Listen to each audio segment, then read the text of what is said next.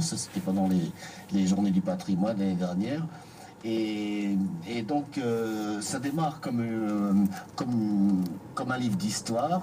En fait, j'utilise un petit peu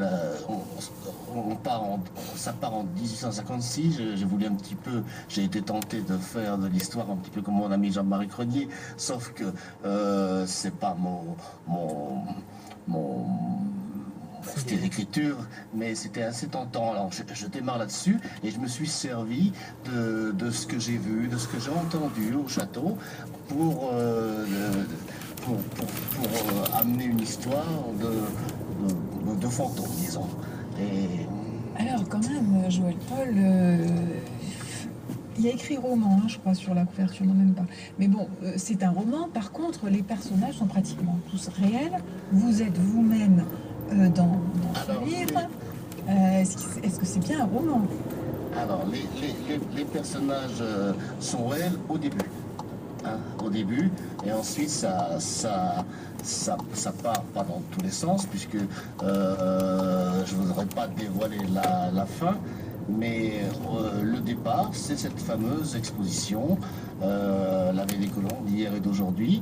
Je faisais le guide, j'ai reçu une formation accélérée d'histoire par Christiane Terrier à l'époque, ça m'a bien plu comme expérience. Et donc c'est au cours de cette visite, j'ai imaginé que mes visiteurs étaient trop nombreux pour être tous des personnages vivants dans les colons. Ça part de là l'idée. Hein, parce que en fait cette exposition a eu un énorme succès et puis on a vu débarquer, arriver tellement de monde que dans mon imagination d'écrivain, quoi, je me suis dit ils viennent d'ailleurs ou ils viennent du passé. Voilà, l'idée c'est ça. C'est vrai que c'était une super exposition et je comprends que vous Voilà. avez été marqué. Alors, c'était ma manière de prolonger l'exposition, en fait. C'est une expérience très enrichissante pour moi, quoi. Alors Joël Paul, vous avez déjà publié des livres, des nouvelles vous-même d'ailleurs. Alors parlez-nous tous les deux, Luc Debord également, de la relation entre l'auteur et l'éditeur sur ce livre-là. Oui, alors, sur ce livre, bon, moi j'avais très envie de publier, mais j'avais aussi un grand besoin d'éditeur. Donc ma rencontre avec Luc Debord était formidable pour moi parce que, un petit peu comme le disait l'auteur précédent, la patte de l'éditeur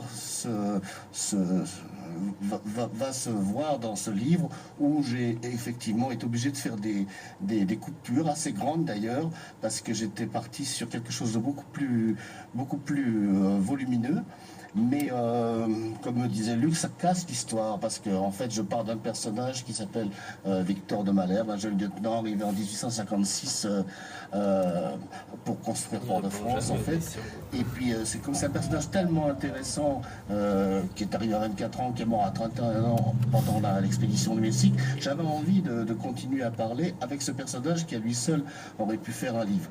Mais comme entre-temps j'avais dérapé un petit peu sur mes histoires de fantômes, il fallait pas le faire. Donc là, je lui ai écouté les conseils de mon éditeur et je pense avoir bien fait.